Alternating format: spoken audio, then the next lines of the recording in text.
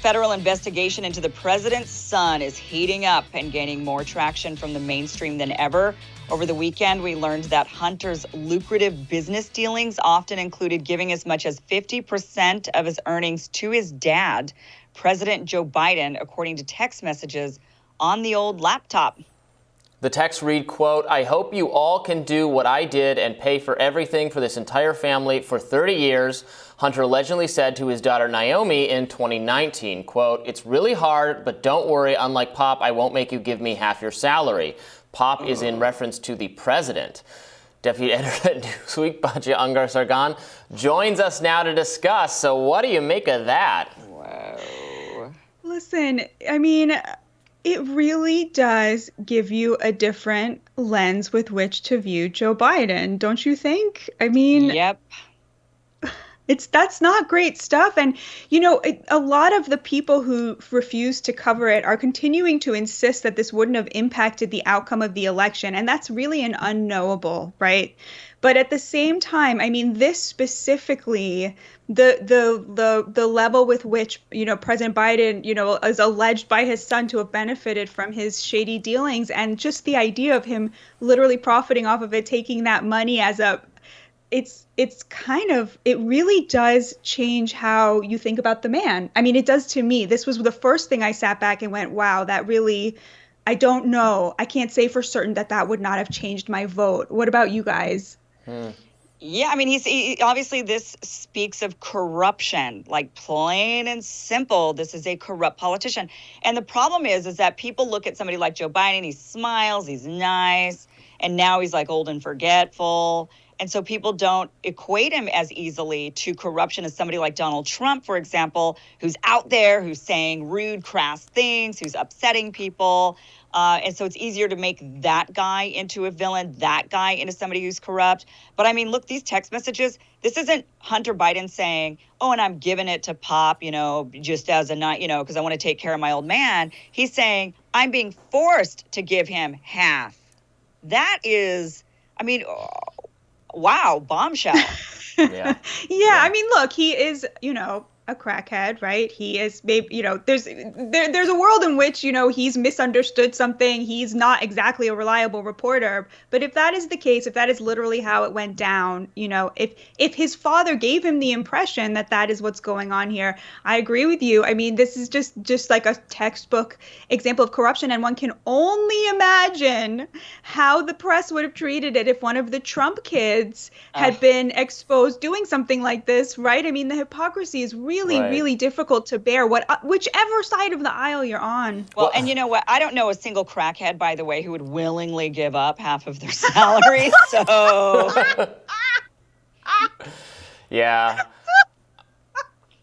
I mean, well, that's the problem. You note, Batya. If there are voters out there who are principled anti-family corruption voters, I mean, they're just going to have to vote third party, like I do. So because there's not a great options in terms of the Trumps, the Bidens, the Clintons, et cetera, for the kind of personal, using nepotism to enrich in both ways, et cetera. This is beyond that. This is beyond that. I mean, this is Joe Biden benefiting off of his relationships, using his son in order to facilitate that. I mean, this is more corruption than I think we've seen coming from really in any other situation. I mean, hard evidence of it being a corrupt politician using their position of power in order to gain a lot of money. I mean, this is really bad. And the thing is, everyone focuses on Hunter, but it's not. Hunter is just the mechanism for which the corruption happened. The corruption would be on Joe's end, not on Hunter's end.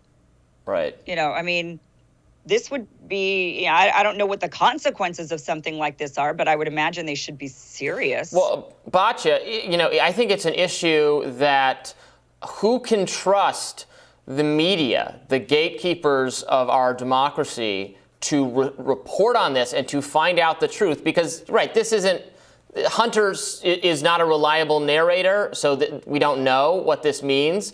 But do you trust, maybe now, but certainly not in the run-up to the election, the media to look at this critically and then credibly tell us what we should think about it?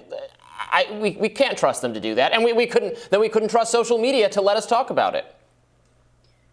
they still will not say we got this wrong. Like they Mm-hmm. still will not explain how they got it wrong and how they're going to not get it wrong next time. They are still defending the decision to censor this story, to call it Russian disinformation. The only outlet, as far as I can tell, that actually had a mea culpa was the Washington Post. And of course, they waited until the New York Times led the way, admitting that it was real, right? I mean, And it was the most herd pathetic mentality. mea culpa I've ever read. Exactly. It was so weak, but just the herd mentality, how no one is willing to speak up for the truth. Like they act as, as a kind of monolith covering each other's butts because nobody wants to be the one taking on the wrath of left-wing Twitter. It's really appalling. And you still have people out there saying this wouldn't have changed the election. This was only about Hunter. It was not about Joe Biden. This was irrelevant. It was right for us to censor this.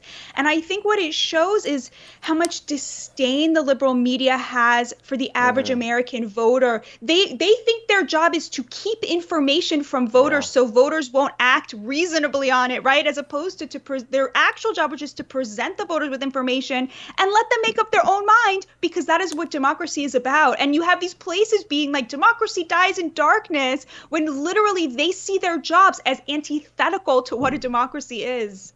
Yeah, they don't trust us with the information. Exactly. Because they think that we're going to make bad choices. So they have to be the adults in the room and censor the information. But what do you think is going to happen? I mean, Republicans are likely going to gain control over the House and probably the Senate in the midterms.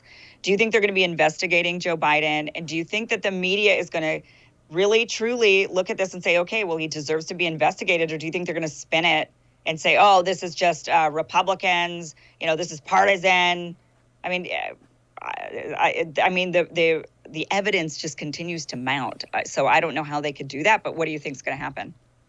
I mean, unfortunately, I've been pretty convinced that when the Republicans retake the House, they will find an excuse to, impeach Joe Biden, whatever it is, right? We're in sort of like impeachment revenge mode, I think, on the Republican side. And so I think, sure, they're going to throw whatever they can at him just as revenge, over the double impeachment of Donald Trump. And, so, I mean, it's very hard for me to imagine that we'll ever have a president again who's not impeached. It's sort of the cynical part of me, especially looking at where this Republican Party is at, its pettiness, its vindictiveness, its inability to just take the win that the Democrats are presenting them by being crazy, and the need to out crazy the Democrats, however crazy they get. So yes, definitely. Although I do think that, I would like answers about a lot of the stuff on this laptop, and I do not trust the liberal media to give them to me. Luckily, there's conservative media in America as well. And I say that as a lefty, you have to really read everything in order to just get a sense of what's happening.